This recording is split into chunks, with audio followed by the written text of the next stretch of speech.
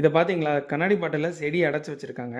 வீட்ல செடிய வளர்க்கறதுக்கு ஒரு முறை தான் இது. இந்த செட்டப்புக்கு பேரு டெரேரியம். இப்படி வளர்க்கறதுக்கு குறிப்பிட்ட எந்த நோக்கமும் கிடையாது. ஆனா ஒரு காலத்துல இதுக்கு ஒரு பர்பஸ் இருந்தது.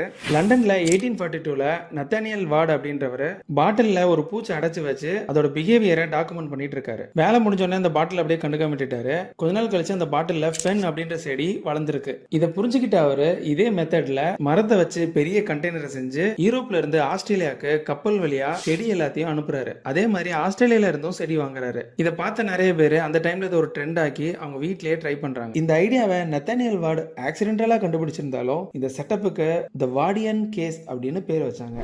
நகரத்துல நிறைய தொழிற்சாலைகள் இருந்ததுனால லண்டன் ரொம்ப மாசடைஞ்சு போயிருந்தது. அதனால வீட்டுக்குள்ளேயே வச்சு செடி வளர்க்கறதுக்கும் இந்த வார்டியன் கேஸ் ரொம்ப யூஸ்ஃபுல்லா இருந்தது. இந்தியால பிரிட்டிஷ் ஆட்சி நடக்கிறப்போ சைனால இருந்து கப்பல் மூலமா தேயிலை செடியை இந்த வார்டியன் கேஸ்ல வச்சு தான் கொண்டு வந்திருக்காங்க. இந்த டிராவலுக்கு மொத்தம் 2.5 வருஷம் ஆயிருக்கு.